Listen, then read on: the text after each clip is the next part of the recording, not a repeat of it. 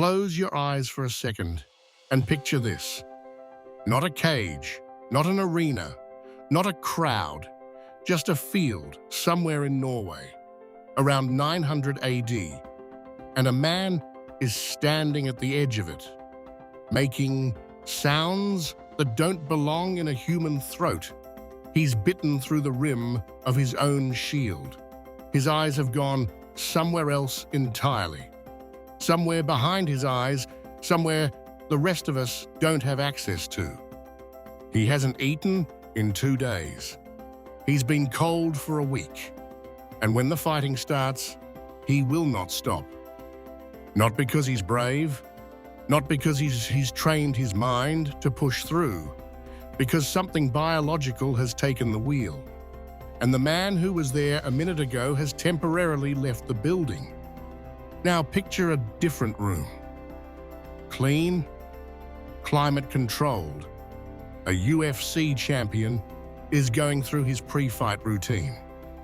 Precise, measured. Every movement dialed in by years of coaching, sports psychology, and periodized training. He's in the best physical condition a human body can be coached into. His team has studied his opponent's tendencies on film. He knows exactly how long each round lasts. He knows a doctor is cage-side. He knows the referee will stop it if it gets too far. Here's where it gets weird. Most people watch both of those images and assume the fighter wins. And most people have never seriously asked themselves why they assume that. Because the honest answer, once you start pulling at it, is a lot more complicated than the highlight reel makes it look. Let's talk about what a berserker actually was, because the movies got almost all of it wrong.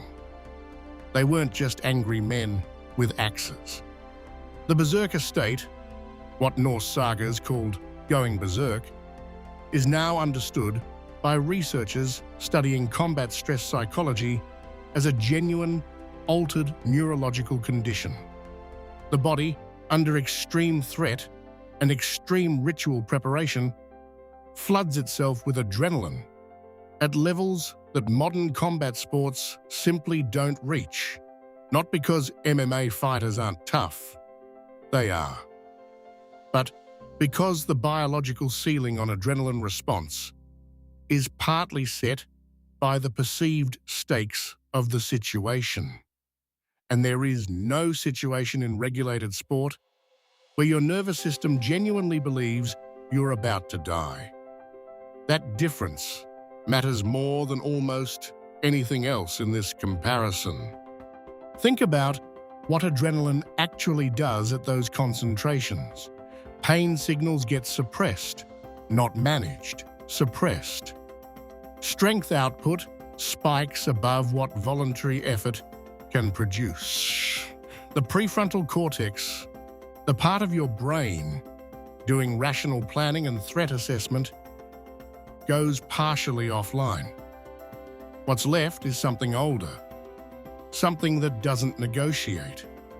The berserker wasn't performing toughness. His body had chemically removed the option to stop. That's a biological state that modern fighting, by design, never triggers. Because modern fighting has rules specifically built to prevent the conditions that would trigger it. Honestly, this is the part that stopped me when I first started thinking about this seriously. We've built a sport that is extraordinary at producing the best possible regulated fighter.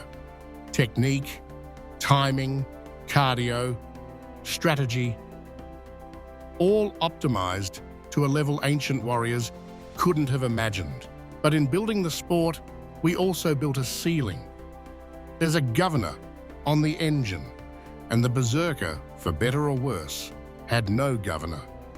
Now let's talk about the body itself, because this is where the physical gap is real and large and going in a direction most people don't expect. A 9th century Norse warrior who survived long enough to be considered a berserker was not starting from the same physical baseline as a modern athlete. Before he ever picked up a weapon in anger, he had spent years doing work, not training in the performance sense, actual physical labor, dragging boats across land, rowing for days, splitting timber, carrying weight across uneven ground, in conditions that would shut down a modern outdoor enthusiast in hours. The bones in his forearms were measurably denser than a modern adult male's. Studies on skeletal remains from Viking Age Scandinavia have shown cortical bone thickness in the arms and shoulders consistent with sustained, heavy mechanical loading that begins in early childhood. That's not muscle. Muscle comes and goes. Bone remodels slowly over years in response to force. Those were bones that had been argued into a different shape by decades of real-world demand. A UFC champion has extraordinary muscle, extraordinary technique, and bones that, if we're being straight with each other, were loaded by weights in a gym, which is excellent, genuinely excellent, but not the same stimulus as a childhood spent working with the actual weight of the physical world. Here's the thing about pain tolerance that doesn't get said enough. Pain tolerance isn't one thing. There's acute pain tolerance, what happens in the first second of impact. And there's sustained pain tolerance, what happens in minute 30, when the thing that hurt in minute 1 is still there and you're still moving. Modern fighters train acute pain tolerance exceptionally well. The sport demands it, but sustained pain tolerance, the kind that builds when you have no choice but to continue because stopping means something worse than pain. That's a different adaptation. That comes from a different kind of life. And a man who has been cold, hungry, exhausted, and in genuine danger for weeks at a time before the actual violence even starts, has a sustained pain tolerance that sport, by itself, does not build. This isn't a criticism of combat sports. It's just an honest look at what the training is actually optimized for. Sport is optimized for performance within a defined context. Life, real, uncontrolled, high-stakes life, optimizes for survival across any context. Those are different problems with different solutions. Now, to be fair to the fighter, and we should be fair, technique is real. Leverage is real. A trained grappler who knows how to end a fight with a joint lock or a choke doesn't need to outlast anyone. He needs 8 seconds of good position. A UFC champion at this level has thousands of hours of drilling those 8 seconds until they happen almost without thought. The berserker, for all his biological advantages, has never had someone drop underneath him and take his back with the specific mechanical efficiency of a decade of Brazilian Jiu-Jitsu. That gap is real too, and in a one-on-one encounter at close range, it's potentially decisive. What we're really comparing isn't just two fighters. We're comparing two entirely different relationships with violence. The UFC champion has a sophisticated, nuanced, deeply practiced relationship with controlled violence. He knows when to explode and when to wait.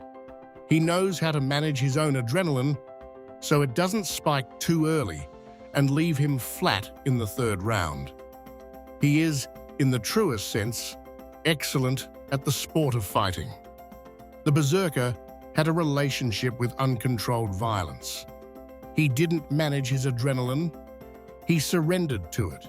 He didn't pace himself. The altered state didn't allow for pacing. He was not excellent at the sport of fighting. He was built, biologically and experientially, to function in chaos that would shut other men down. Put them in the cage with a referee and a clock, and the fighter's controlled excellence probably wins. Put them in an actual field, with actual weapon and no one coming to stop it. And I think most people who've thought about this seriously would be less certain about the outcome than they were 10 minutes ago. So what does any of this mean for the person watching this right now? Here's what I keep coming back to. We've outsourced so much of our physical hardship that we've quietly lost something we don't have a clean word for anymore. Not strength exactly, not toughness in the poster quote sense, something more like range. The ability to function across a wide band of conditions, cold, tired, hungry, scared, in pain, without needing the conditions to improve before you can operate.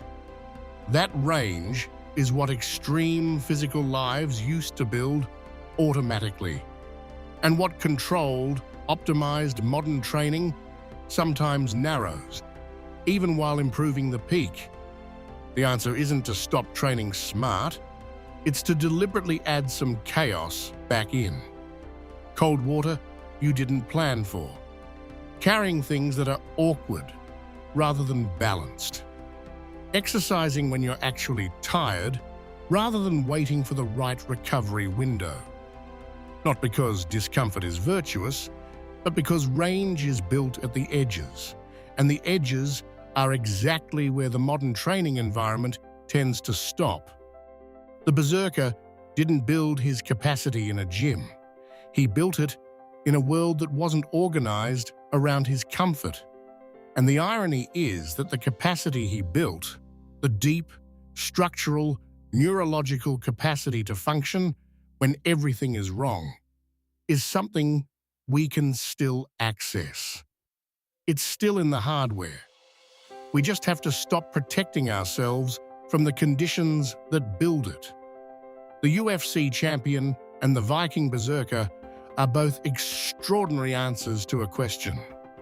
The problem is, they're answering different questions.